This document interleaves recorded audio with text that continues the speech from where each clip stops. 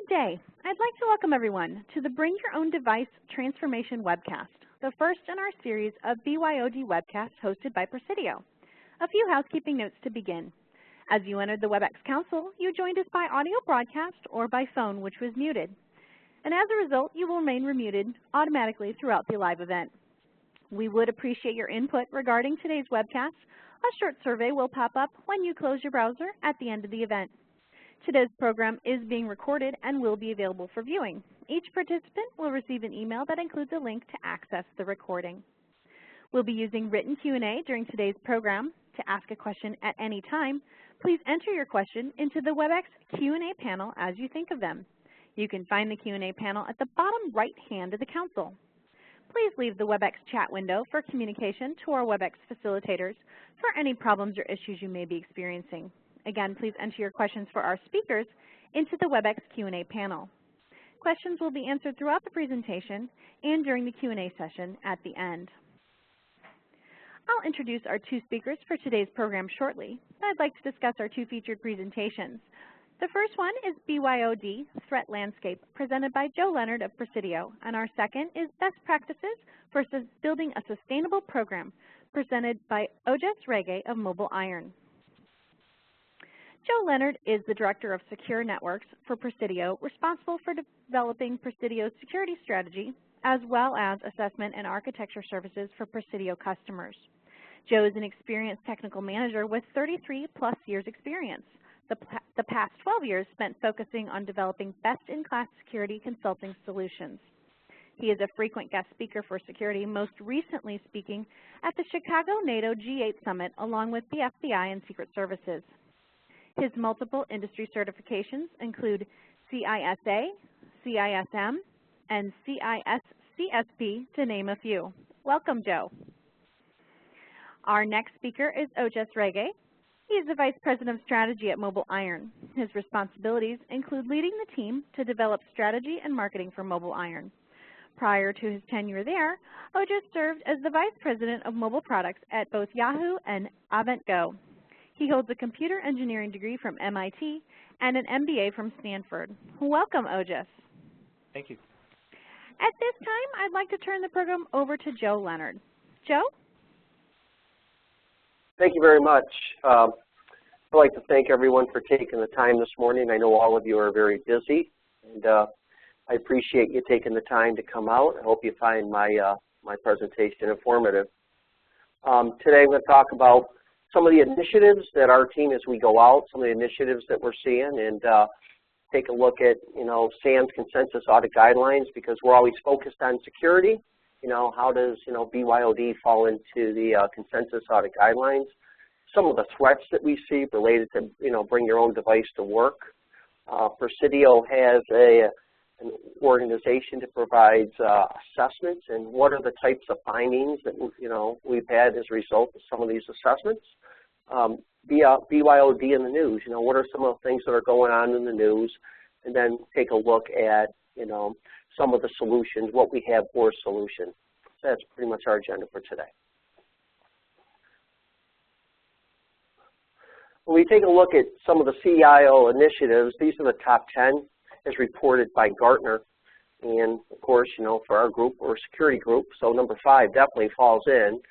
You're probably hearing a lot about cloud, but one of the ones that we're hearing about is BYOD. So it seems like every customer that we're meeting with lately, BYOD is one of the big drivers, and you're trying to understand, what do we need to do, to bring in BYOD.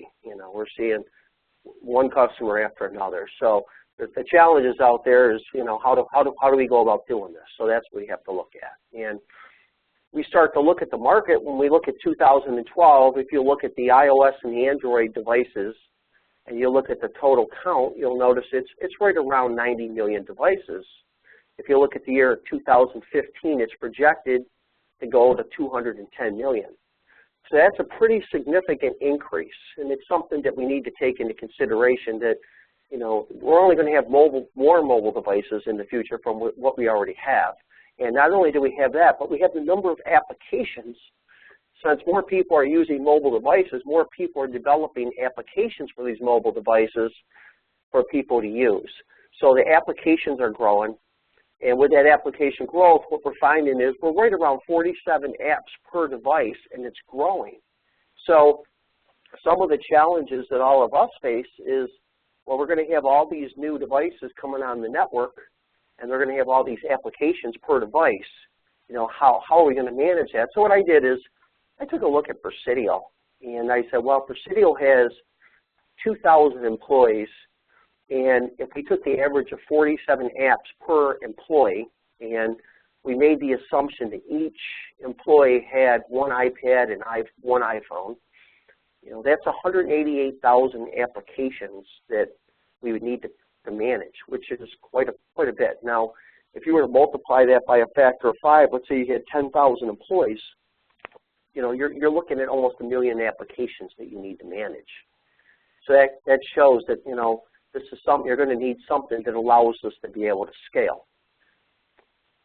So that's what we've been looking at. So whenever we're looking at, you know, what's happening, what are we bringing new into a customer's environment, one of the things we're always looking at is we're looking at best practices from a security standpoint. In SANS Consensus Audit Guidelines, they have 20 main guidelines that they've come up with, and some of these apply to BYOD. So we're always going out, we're taking a look at, you know, what should we be doing from the best practice at any customer site. So when we take a look at, you know, inventory of authorized and unauthorized devices, you know, there's many customers, and I know I'm working with them, that, you know, do they know that iPads and iPhones are connected to their networks right now? In a lot of cases, the answer is no. Do they have an inventory of these devices? We mentioned that there's 47 apps per device. I mean, do you know which apps are actually coming on and off the network? In a lot of cases, the answer is no. As a matter of fact, most cases, the answer is no. Malware defense, many of you are aware, malware has definitely become a big problem.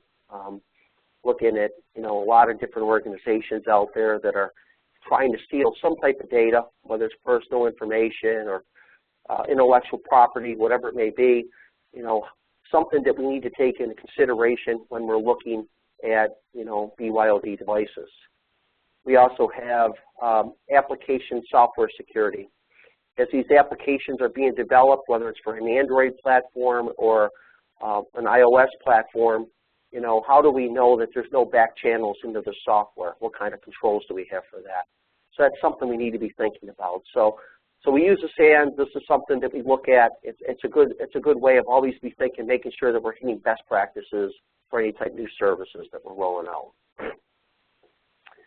Now, in some of the threats, when we go out, we look at the devices.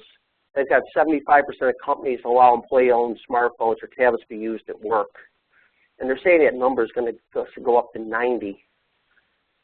I think right now what I'm seeing is we've been meeting with customers for about the last year and a half on this topic, and we're finding in a lot of cases that people are really just going to work. And if you know, if you were to use Presidio as an example, they're going to work, they're typing their user credential and their active domain password, and they're on.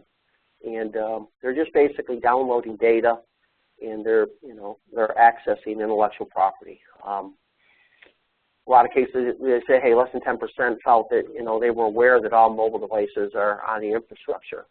You know, that's pretty scary, right? And if you look at ISACA is thinking, hey, you know, the next greatest risk to your organization is either mobile device or some type of a tablet coming onto the network.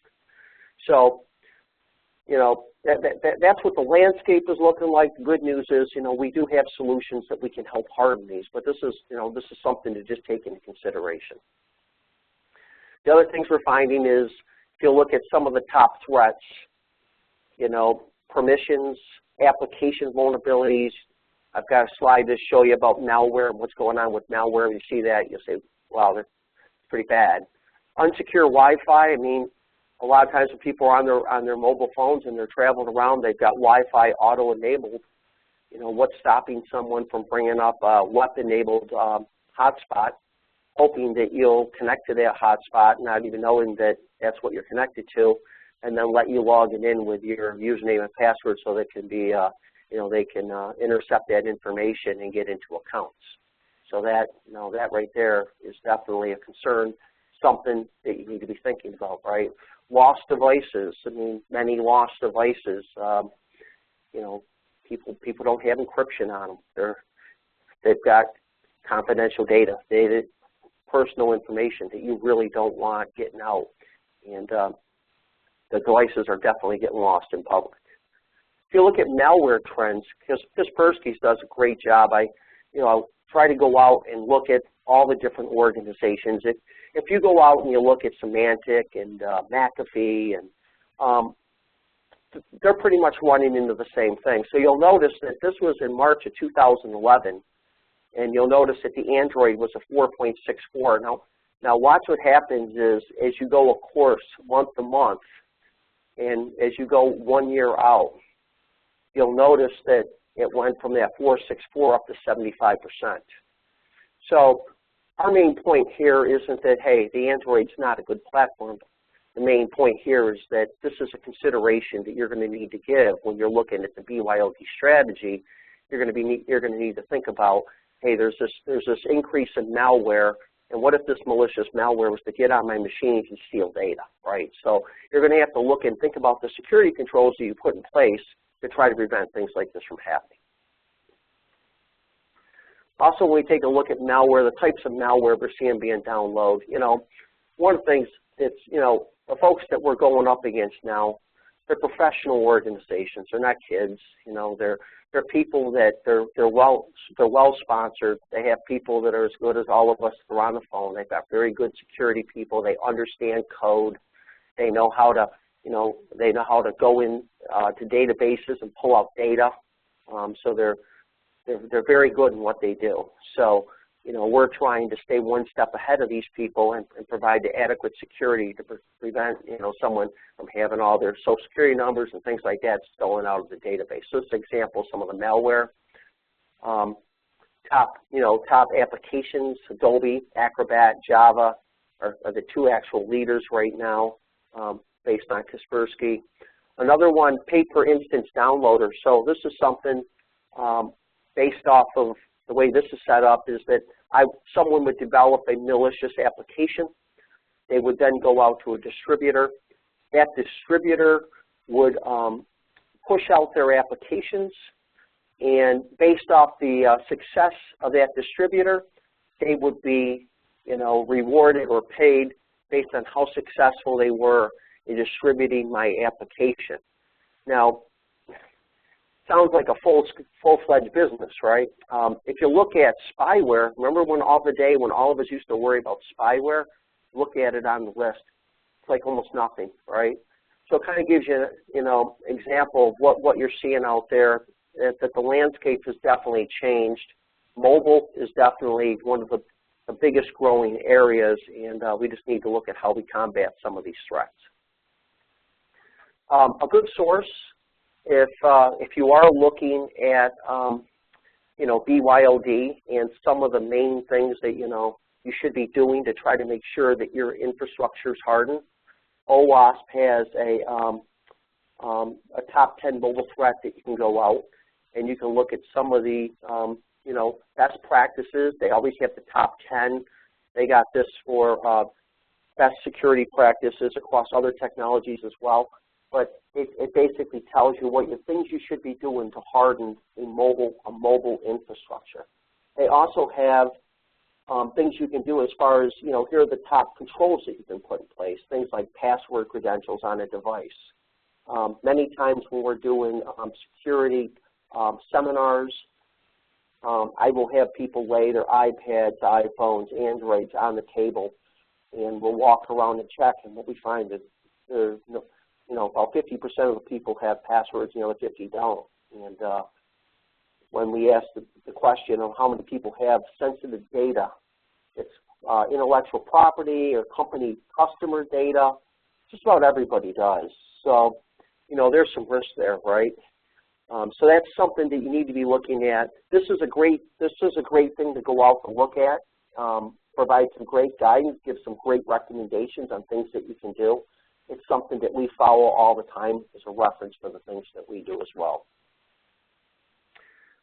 When we go out, we do a BYOD assessment.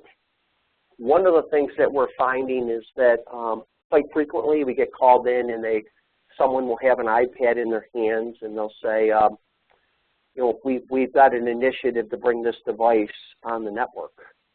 And the very first thing we'll ask is, well, what is your strategy? And they don't have one.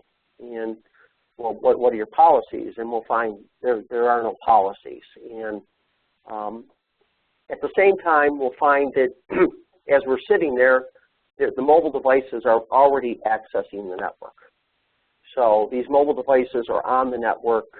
In many cases, the mobile devices, they don't have passwords.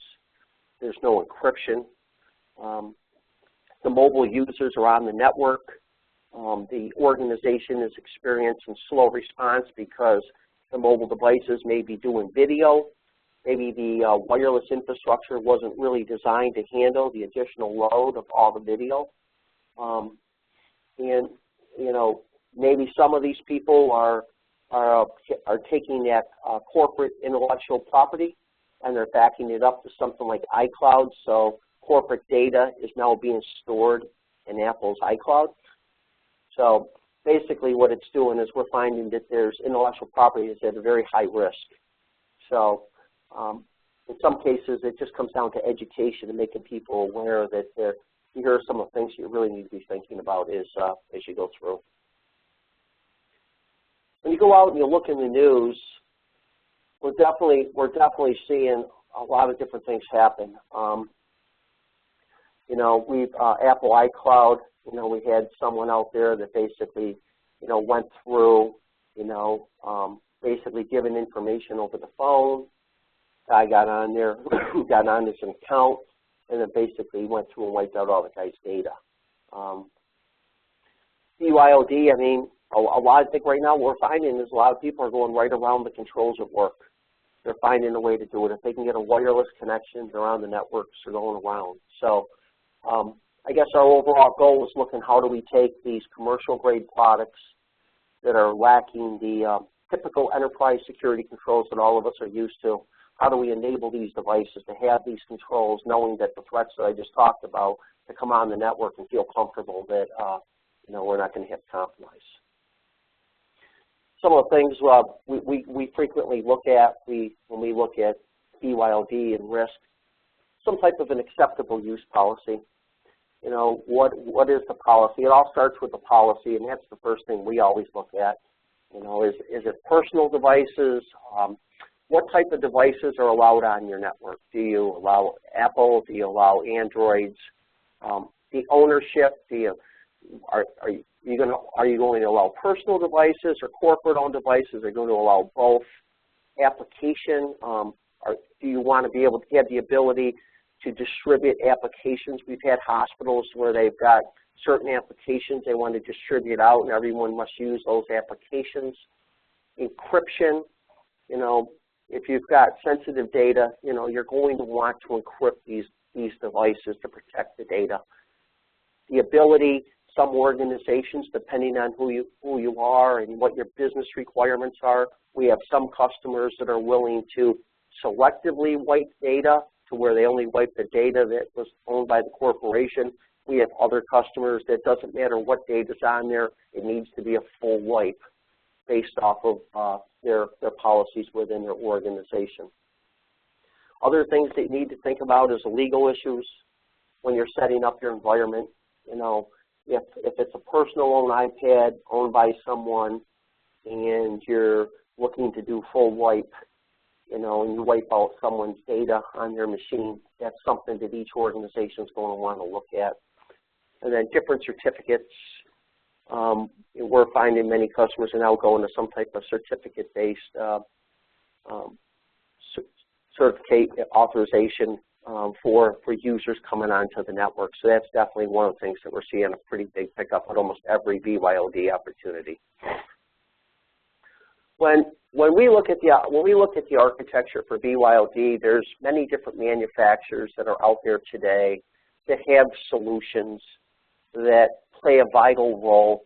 One of the things that we've looked at is that there's multiple there's multiple security controls out there that all come together. So whether you're talking about mobile device management, some form of NAC where you provide granular access on the network, you can either have an IPS on the internal network or some type of malware detection where you're looking for malware coming into that switch infrastructure. You may want that mobile device that once it comes on the network, it needs to meet some type of policy based on data acceptable use, things like Facebook, LinkedIn, things like that, URLs that the users can go to. And then some type of SIM that's taking all the data from these systems and we're logging. We're really looking at that as really more of the BYO architecture as opposed to just picking any one specific control. So that's pretty much how we've been looking at the overall architecture. And we have many customers that are in the process of implementing this. The other thing that we've went through is that one of the things we've looked at is we started with the BYOD when it was pretty young, and it was brand new, and we had to look for ways to make it easier for our customers to be able to do something like this and try it out. So we actually built a lab environment, and in the lab environment we made it so customers could provision mobile devices in a DMZ and do try it out without having to really change anything in their environment. And we found out that that's worked really, really well. We've gotten some good feedback from customers we've worked with. We've made changes, and we think the process works out really well for us and for our customers. But it gives us a way into really judging how this is doing, looking at the controls, making sure that controls are doing what they say they do, and if they don't, going back to the manufacturers and saying, hey, there's some feedback from our customers and things that they'd like to see in the next release. So it's pretty much what we're doing. We're in the process right now, big education series, Presidio. We're going through webinar series. We're doing workshops and things like that. And got a white paper out there if you want to take a look at a white paper that we have as well. That's all I have. I appreciate your time. Thank you. I'd like to introduce Ojas Radja. He's our next speaker. He's from MobileIron. Thanks very much, Joe, and thanks to everyone for attending today. We have a lot of really, really great experience across Presidio and MobileIron on BYOD. And what I'm going to do now is I'm going to shift over to some additional best practices on how you build a program that's actually sustainable. So Joe did a fantastic job of walking through the landscape, what's happening with mobile, some of the new architectural enhancements that folks are thinking about on the BYOD side, and kind of some practical advice around how you actually get these systems in place. What I'm going to do now is I'm going to dig into what we're seeing out there across our customer deployments. So what are people actually doing? How is BYOD working? And honestly, a little bit of definitional stuff too. And most importantly, what are the best practices? What are the things that we've seen people do well? What are the things that we've seen people struggle with? So my role at MobileIron is I'm responsible for the overall strategy of what we do as an organization. And I started at MobileIron right when we first started building version 1 of our product 4.5 years ago. And lots has happened in 4.5 years, obviously. The market has absolutely exploded in terms of new devices coming in. And BYOD now is certainly seen a lot. It's an important part of what people are looking at, but that wasn't always the case. So let me go through some details about what BYOD is and how we think about it and what customers are doing with it. So the first item I'd like to put up is what I think is a cartoon that absolutely captures the BYOD context that many customers face, and certainly the way that many users look at it. And you can't go wrong. Somewhere in Dilbert, I think you'll find an example of pretty much any business or technical issue. But the fundamental message here is no matter what happens to Dilbert in this cartoon, that BYOD programs that damage the user experience will actually limit the value of BYOD to the enterprise and limit user adoption. And the reason that that's important is that in the first generation of BYOD programs, there's been a very important emphasis placed on security, which is fundamental, as Joe described, but that has to have user experience as its target. So implementing security for BYOD while compromising user experience ends up in a BYOD program that fails. And so we'll talk about how you actually accomplish both of those today. How do you have a great user experience for your end user while still securing and protecting the corporate data? That's the fundamental obligation of all of you are on the phone right now, right, for your organization. So there is a tremendous amount of discussion about BYOD lately. You can't pick up a trade rag or go to a conference without having at least 50 sessions on BYOD. There's good and bad to that. The good is that there's heightened awareness, and it's real. So what we're seeing and what, in general, certainly folks who analyze the market are seeing is a tremendous uptick. As Joe mentioned earlier, one of the stats he showed you, IDC has done an analysis, and in 2012, this year, this will be the first year where there will be more personal devices sold for business use than corporate devices. So that's actually pretty remarkable. This is on a global basis. Forrester is also publishing some new research where the companies that they're evaluating have shot up to now 60% or more having BYOD programs. That was from about 30 to 40% from analysis they'd done end of last year. So that's a big change in a short period of time. And I know in our customer base for MobileIron, and a lot of the customers that we obviously work together with Presidio on, the rate is very high. So about 70% of our U.S. customers have a BYOD program in place. It might be for 10% of their organization, or it might be for 100% of their organization. It's been probably for most, it's somewhere in the middle. But what this means is that every organization will have to have a policy and a plan in place. They might be aggressive with BYOD, they might be less aggressive, they might be conservative with it, but either way, they need a program, they need a plan. But there's also a lot of hype, and I totally expect that what we're going to have is your standard hype cycle, which is people are going to get very excited about BYOD, and then they're going to get disillusioned because their expectations are not going to match the reality. So what we find, and what many of you probably find as well, is that whenever you have a buzzword out there, it hides the complexity. The hype hides the complexity. It creates false expectations.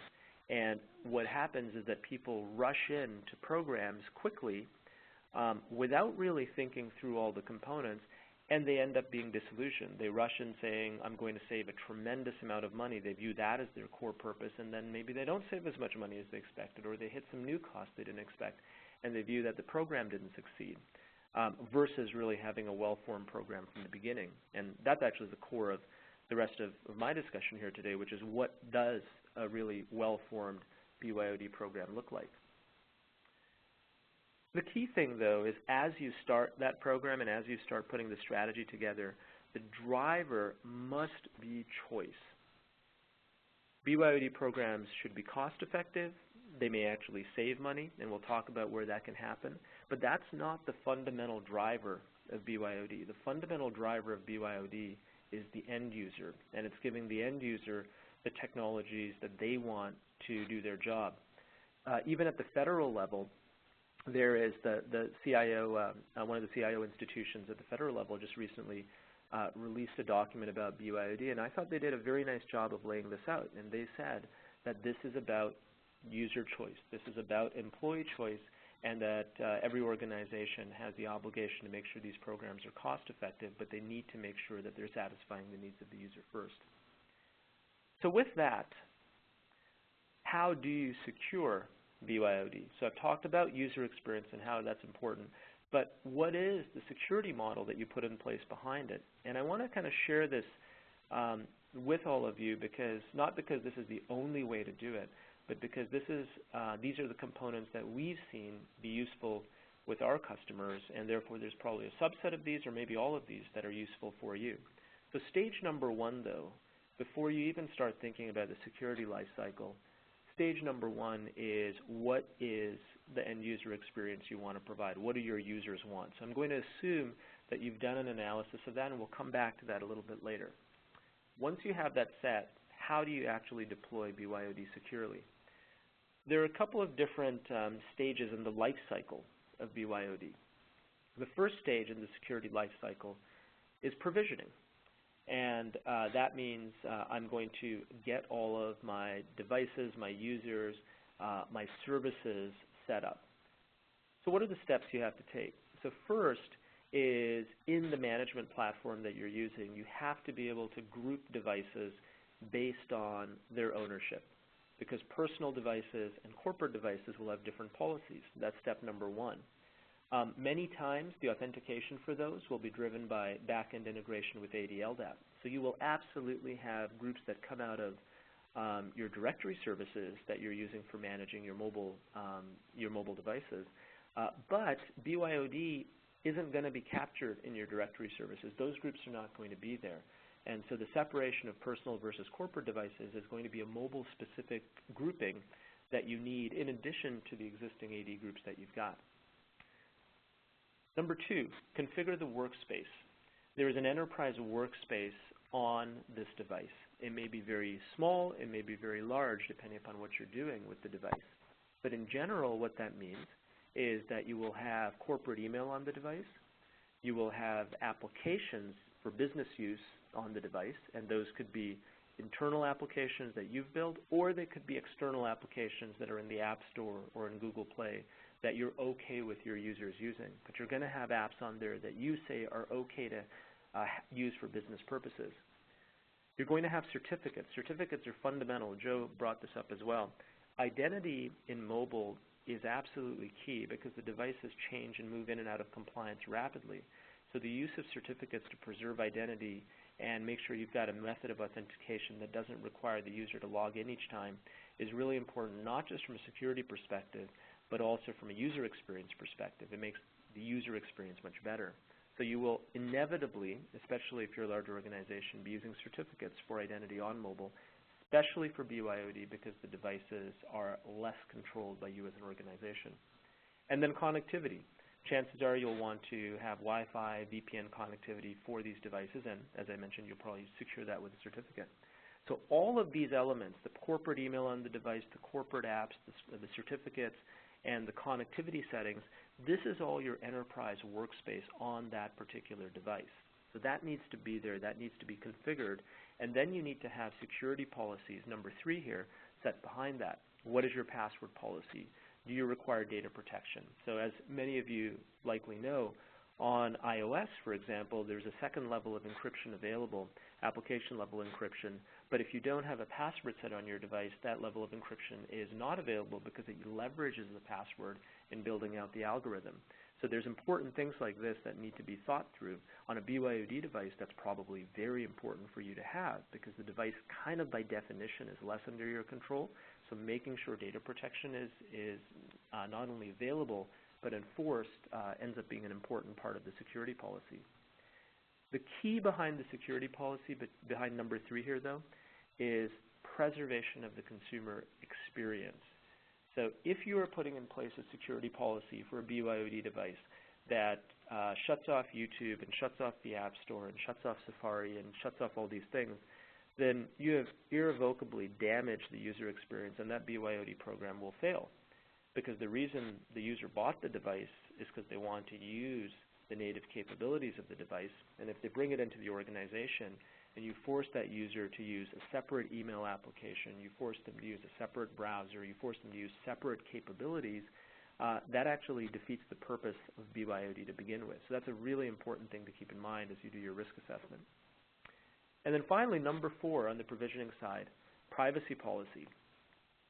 We're in the U.S., obviously, doing this webinar. Other countries have much more established corporate privacy policies than the U.S. does. In the U.S., we don't have a lot of case law around privacy in the corporate domain, much more so in the consumer domain. And so there's some really interesting questions that every organization needs to think through, which is, how do I think about privacy for BYOD?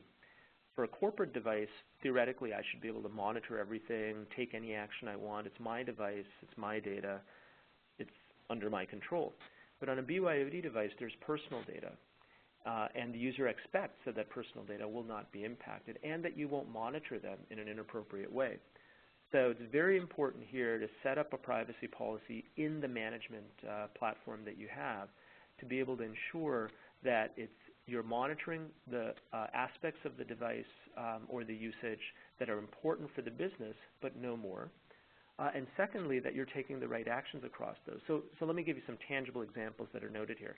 Location. A platform like MobileIron can absolutely monitor location, but you may decide that in your MobileIron privacy policy, you turn location monitoring off for BYOD devices because that goes outside the bounds of what you feel the appropriate privacy policy is and your users feel the appropriate privacy policy is for BYOD.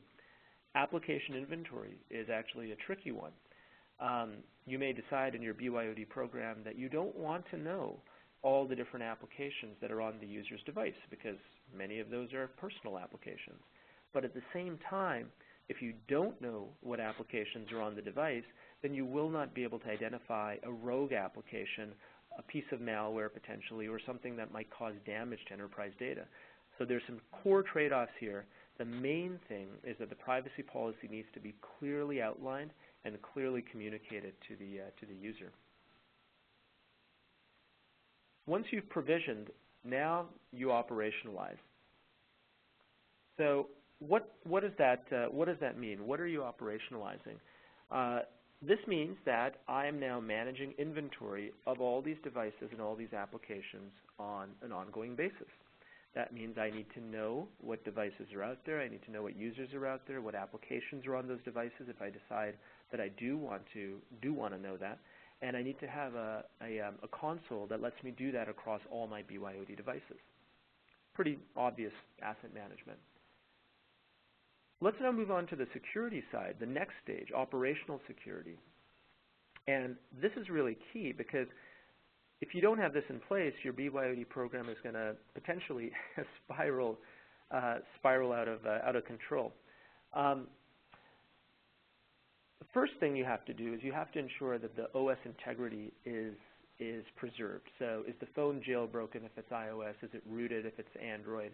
Those are really fundamental items because if that phone's operating system is compromised, then all bets are off, right? And that's important regardless if it's BYOD or corporate, but especially for BYOD because sometimes your users may forget that they have some limitations on what they can do. So the MDM platform that you use has to be able to monitor those items and act on them in real time. Number 7 is rogue applications. I mentioned this before. If you set your privacy policy to accept application inventory, then you need to be able to have a sense of what you consider a rogue application, what you don't. Our third-party cloud document services considered rogue applications because your documents could end up in the cloud. Is specific malware considered rogue? It's important to be able to put in place black and white list rules for applications on BYOD. Now, what I would say here, though, is be careful because if you limit the application set that the user can download too much, then again, the program is compromised because the user wants flexibility to use the consumer applications of their choice. Number 8, enforce identity. As we described, certificates are fundamental for this. Certificates drive whether or not identity is preserved on the device. And then finally, you have to have an MDM client on that device. The device has to be under MDM management, like MobileIron, because if it's not, then you will not be able to maintain the overall environmental security of that device. Sometimes people ask me, well, can I just secure the application and not secure the overall device? You need to do both, and the way I think about this is that if you build a beautiful house in a really bad neighborhood and lock your master bedroom, doesn't mean you're safe, right? It's important to have safety for the specific piece of data that you have on the device, but it's also very important for you to be monitoring the environmental safety across that device. You may decide to act on it in different ways based on whether it's corporate or not, but you need to know that information so you can make the right decisions. And then there's a whole set of consequences to that security monitoring I just mentioned. So numbers 6 through 9, you are figuring out on an ongoing basis what the risk is of the device, of the user, and then you have to take action. So what are the actions that you could take? Let's say that the device falls out of compliance. The user downloads an application they shouldn't, or they jailbreak the device. There are at minimum, four different consequences that you want to be able to lay out effectively. The first is you need to have notifications. You need automated notifications built in that are triggered by any break in compliance with your BYOD policy.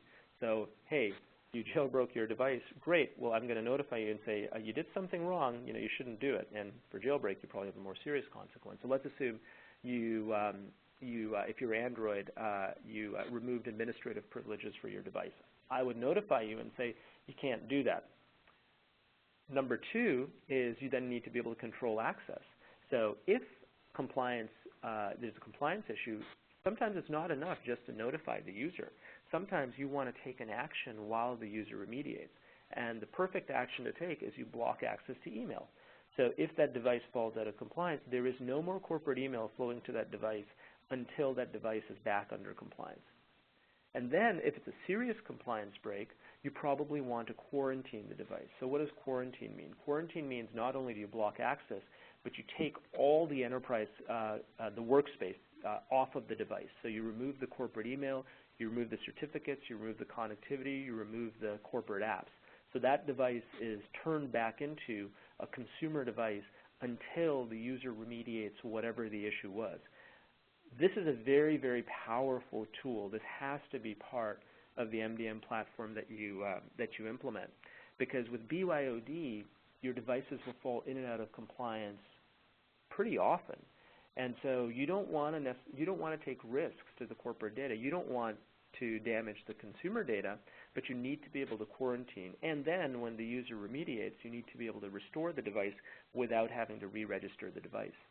And then finally, numbers 10 through 12 are only functional if they're automated. If they're not automated, you will not be able to cost-effectively manage a BYOD deployment. It'll take you too many people. So it has to be automated. The rules need to be automated. The underlying MDM platform needs to be able to automate these things. And then finally, the last part of the life cycle is when the user leaves the company, when the user switches to a new device, whatever might happen, you need to be able to wipe the enterprise workspace off that device. So that is the emails, it's the apps, it's the certs, it's the connectivity. So I spent a fair bit of time on this chart, and I know that we'll give folks access to this content. The reason I did that is what I've found in a lot of BYOD programs is until you dive in and understand what the security flow is hard to define what the requirements are of the program from the security side. These are the ones that we've seen be best practice across our customers.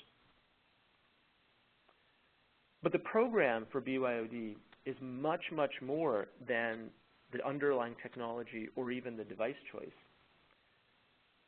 There is a whole preparation stage that you need to go through on your policies. You've got to obviously build the program. You have to roll that program out, not just the devices and the MDM platform. You have to roll the program out, and you have to sustain that program. And what I'm going to finish off today with is walk you through where we've seen some of the biggest challenges and the areas that I would recommend that as you put your programs together, you focus most on. Because the technology is just, as everyone knows, it's just one piece. To get beyond the hype to a BYOD program that works, you actually need a real program with real policy, with real guidelines. And so I'm going to highlight a couple of these and say just a few words on them, because I think they're the ones out of this list that maybe have either caused the most challenges for companies going into BYOD, but also created the most opportunity for successful programs. So let's start with the prepare phase. Stakeholder accountability is something that very few BYOD deployments and programs get right first. And what this means is, what are the roles of the different organizations involved? IT, a lot of times, gets saddled with being the person responsible for entitlement, implementation, and enforcement. Entitlement is deciding who gets a BYOD device. Implementation is, of course, putting in place all the program and the technologies. And enforcement is actually enforcing the consequences of the end user breaking whatever compliance rules you put in place. If IT has to do all three of those, it'll be very hard for your BYOD program to succeed. Entitlement is an HR function. HR should be deciding, should have policies around who gets BYOD devices or not. Enforcement needs to be a line of business function. IT will put in place the mechanisms to monitor, to automate, as we talked about. But in the end, if an end user is not living up to the standards that you set for BYOD, unless that end user's manager is willing to provide some consequence, it's going to be very difficult for IT to make that work. So regardless of how you're structured as an organization, thinking about the stakeholder accountability and who's responsible for what function up front is very successful. Otherwise, there's a lot of finger pointing when different pieces don't work. The trust model. All the organizations that are on the call today who are in any kind of a regulated industry have gone through data classification for their underlying data. And basically what you've done is you've said, here is who I trust to have access to what data in my enterprise. In BYOD, that trust model expands because you also have to think about what is the trust level of the device. It's not just the trust level of the user, it's the trust level of the device. You might have some devices in your BYOD program that you trust less because they have less security options. You might have some devices you trust more. So understanding that is very important because that's going to determine what kind of access you provide to enterprise resources for those particular devices and those users. The economic model. This gets a tremendous amount of attention in the press, and this is the whole core controversy, does BYOD save money or not? No one will know the real answer to that question for at least another 12 months. And I'll tell you why I say that. Initially, when people look at economics of BYOD, what they think about is, okay, I don't have to buy the device. The user buys the device. So that saves me money. That's true. That can be a good chunk of money. They also might use a stipend model for ongoing services, so that probably saves some money on ongoing services. But then the questions come up, well, what does it mean for help desk? Do these devices fall out of compliance more frequently? Is it more complicated to manage? The exact economics of those items aren't going to be clear for a while. I will say, though, that we have found that end users are way more self-sufficient with BYOD devices than corporate devices. The way I think about this is on a laptop, for example. The help desk is your first resort when something goes wrong. If you have a BYOD iPad, the help desk is your last resort because most users don't actually want IT to mess with their personal device. And so they'll spend some time and they'll read some instructions and figure out how to troubleshoot. So there's an interesting balance here, which is you may have more complexity with BYOD, but the users feel a lot more responsibility.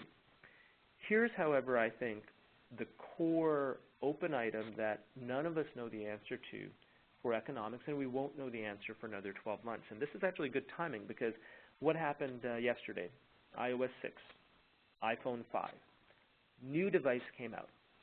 If you have a corporate deployment, let's say you deployed 20,000 devices 5 months ago, and those were iPhone 4s, 4Ss. Once the iPhone 5 comes out, what do your users want? Are they okay still having the 4S, or do they all want the iPhone 5 now? And then let's go forward another year. What happens when the next version of the iPhone comes out? And so there's a really interesting question here about life cycle and device refresh, which is if you have a corporate deployment, your users are very happy when you deploy to them the latest and greatest device. But that latest and greatest device is obsolete in the consumer's mind in 6 months or 12 months. So what do you do then? Do you refresh that device, or do you put up with unhappy users? In a BYOD context, the burden of that falls completely on the user. So the end user can make a decision of whether they want to put out the money to buy the new device or not. So there's an interesting psychological as well as economic dynamic there that a lot of organizations haven't thought about yet, and which will become clear in BYOD programs as we move forward. The fourth item that I wanted to highlight is legal assessment. Every organization is going to think about the legal aspects of BYOD separately, and the specific question that I would pose for you is do you as an organization have more, less, or the same liability for your users' actions on a personal device versus a corporate device? On a corporate device, if the user texts while they're driving and has an accident, are you liable? On a corporate device, if the user goes to an inappropriate website, are you liable? Many organizations might think they are, and they probably put in place protections, legal protections, to avoid those. What happens on a personal device? On a personal device, you are clearly, as an organization, 100% liable for protecting your corporate data. But are you liable for any other inappropriate or dangerous actions the user takes on that device? And we've seen organizations do the legal assessments, and we're not lawyers at MobileIron, but do the legal assessments and come to the conclusion that, no, I have less liability, and some might say they have more. Important for everyone to go through that. Under build, manage choice. Which devices are you really going to choose? The total open, wild BYOD program where you can choose any device under the sun doesn't exist. All organizations are going to have some boundary around the devices that they allow, and the question is, how broad is that boundary, and how do you actually decide what that boundary is? That's important because you need to communicate to the users. Privacy policy is fundamental. We've talked about that before. You need to have that set up before you start your BYOD program so you can both implement it in your MDM system as well as communicate it effectively. Then we get to applications. And this is an area where you'd say, well, what does application design have to do with BYOD? It actually has a lot to do with BYOD. And the reason it has a lot to do with BYOD is that BYOD is going to introduce a certain risk profile to your organization. And you need to think about how you think about risk in the context of your apps. And I'll give you an example of this. If you have heavily confidential data, you may actually, in your application design, have less of that data resident locally on the device. You'll have enough of it resident locally so the user experience is great, but maybe you don't bring a lot of it down. Or, even more importantly, you will use the iOS data protection APIs. And so there's these basic design guidelines that if you don't have in place, the line of business will go and build apps that will be not secure and maybe not appropriate even for corporate deployments, let alone BYOD deployments. So having those deployments in place, or guidelines in place, and at least thinking about them is very powerful. There's an element of BYOD that many organizations do not take advantage of. And that's that this is a fantastic opportunity for you as an IT team to market yourself. Users love this. Users love BYOD. It's ironic in some sense because the user arguably is taking on more of the cost burden, but they're happier because it's their choice. And I've seen 90% of organizations deploy BYOD and never really stop to think about how do we actually use this as a marketing tool for IT, and there's nothing wrong with marketing IT effectively within an organization. So think about what you want to brand the program, call the program something, give it a name, make a poster, have rollout sessions. It's a benefit, right? It's a benefit that you're providing your users, and it's something that makes them happy. And so it's something that you should take advantage of as an IT organization and make sure that you not only get credit for it, this isn't really a credit thing, but it establishes a perception of IT as very user-centric in your employee community. On an ongoing basis, you will also have to spend a lot of time in education. So you'll roll your BYOD program out day one. But then day two, as I said, the iPhone 5 comes out. Day 3, there's a new Android tablet. Day 4, Google buys Motorola. Big things happen in this market. And so understanding those and then also being able to communicate to the user what's accepted and what's not accepted on an ongoing basis with very clear consequences is very important, because no matter how much you train the users up front on the compliance that you expect, they're all going to forget. None of them are going to read the IT policies. And so the notification loop, the alerts, very, very simple guidelines on what they can do and what they shouldn't do so that they can take the right actions are very important on an ongoing basis. Email communication is not going to work. And then finally, I wanted to end the program section with something that's really hard and a lot of fun, but will never get easier, which is technology evolution. The only thing that we can be clear on or confident in any mobile deployment is that things are going to change over the course of the next 4 years. 4 years ago, 100% of enterprise deployments globally were one of 4 operating systems: BlackBerry, Windows Mobile, Symbian, and Palm. And all 4 of those operating systems have now been end-of-lifed. And that's just happened in 4 years. So we don't know. None of us can predict 4 years from today what the operating system mix is going to be. But in a BYOD program, there's even more pressure on you as the IT organization to stay up to speed on that, because these are consumer devices, and you've opened the door to consumer technology coming in. So you've also got to be prepared to evolve with that, to be nimble, to stay quick. Key thing I want to emphasize with any program, though, is it's easy to get lost in the details of the program. If the user experience is compromised, the entire program falls apart. So really think about sustainability, and not sustainability from a green perspective, which is awesome, but sustainability from a program perspective. Will this program truly be sustainable from the user's viewpoint over the course of the next year, 2 years, 3 years? So I'm going to finish with just a couple of quick points on evolution and some fun things, if you will, or challenging things to keep in mind. OS turbulence is going to continue, so expect it, right? User preferences are going to continue to shift. Every holiday system, there's going to be something new. So expect you will have to support 3 to 4 operating systems, but you won't be able to predict 2 years in advance what 3 to 4 operating systems those are. The help yourself desk is absolutely essential.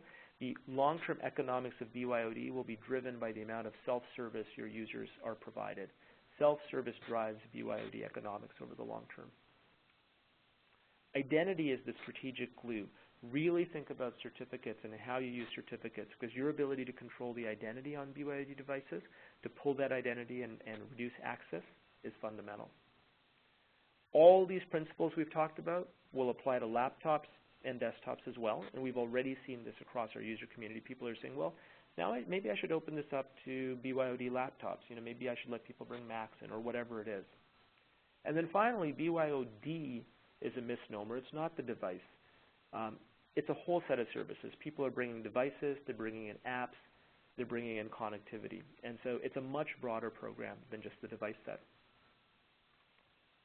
So with that, I just wanted to end and let you know that for us as MobileIron, we founded the company on the notion that consumerized devices were going to be king. And so the first BYOD capabilities ever implemented, privacy policies, selective wipe, BYOD groups, those all happened in MobileIron version 1 when we launched version 1 of the product in 2009. So this is fundamental to what we do. Along with Presidio, we've had tremendous experience in building the underlying software and management platform to enable it. Thank you very much. I really appreciate everyone's time today. We're going to now turn the session over for questions. Thanks, Ojas. And just a reminder to our audience, if you'd like to ask a question today, please locate that Q&A box down in the right-hand corner of your WebEx console. You can enter your question there, and Ojas and Joe will take those for you. I think we've had a couple come in. Joe, do you want to get us started?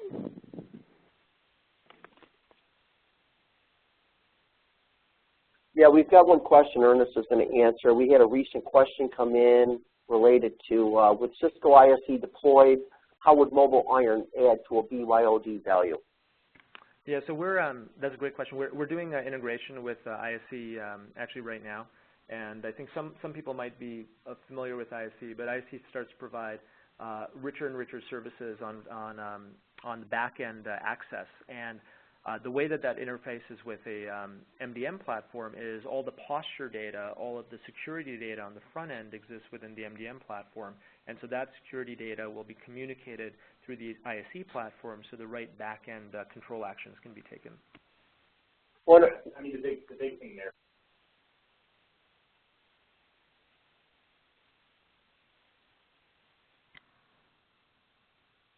I couldn't hear that last question. Could you repeat it?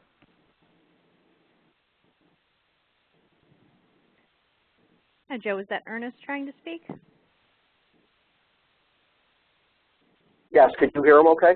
Actually, no. Let's go ahead and get him unmuted. There we go. That should do it. Ernest, go ahead. Okay. Ernest, go ahead. They had you muted. Okay. So, I mean, you know, ISC does a great job of posture assessing devices when they come on the network. But that was really typically geared for Windows devices, Mac devices, et cetera, not really for mobile devices. So instead of trying to recreate the wheel there and try to, you know, provide that functionality, what they're going to do is they're going to partner and integrate with MobileIron to basically tap into that posture data so they could check if a device has been jailbroken, check if it's encrypted, you know, make sure it has no blacklisted applications, and use that kind of information to be able to provide dynamic levels of network access for a device. So if a device is jailbroken, you could say, hey, we're still going to give it maybe internet-only access in our environment, but we're not going to allow it to access the intranet. So that level of granular access is something ISC is already able to provide for, you know, mostly Windows and Macs, or just, you know, device ownership, but really not to that level of security on the individual device. So that's something that we're already working pretty closely with Cisco and MobileIron on, and we're actually going to be preparing a roadshow specifically to demonstrate that integration together, so we can show how the pieces really fit together to help really support a BYOD and a mobile security strategy.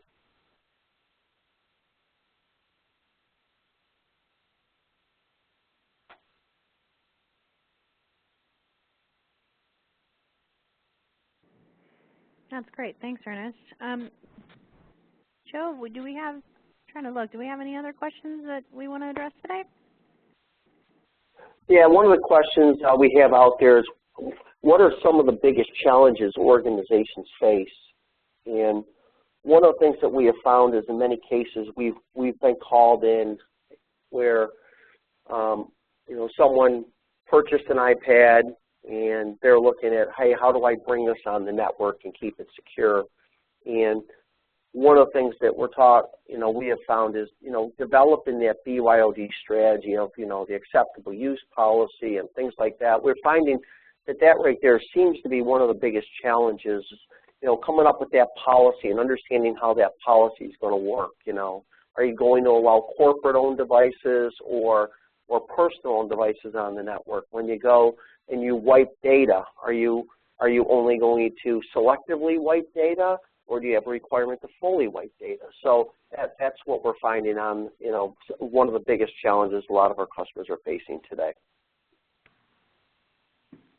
The only thing I'd add onto that, this is Ojas, is, again, beware of that hype cycle. One of the challenges will be expectations across the organization for what you do with BYOD may not be clear. So whoever the owner is of BYOD has to do a really, really good job of clarifying exactly what the program is, why you're doing it, what you expect out of it, and then have the milestones in place so there's good communication across the organization. And that's a good point. In a lot of cases, a lot of these initiatives will start out of a department, and then once you start talking to them about a strategy, they're then going across the organization trying to get buy-in from other departments. We've also seen that as well.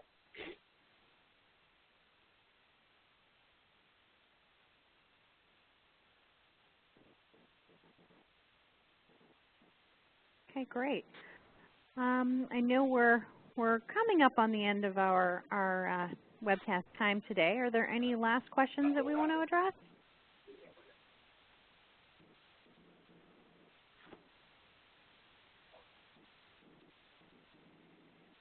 We're good. Okay. Then at this point, I'm going to take us to our conclusion. I want to say thank you to all of our audience members for joining us today. And we do invite you all to register for Part 2 of our webcast series entitled BYOD, a Deep Dive, which will be held on Thursday, October 25th, 2012.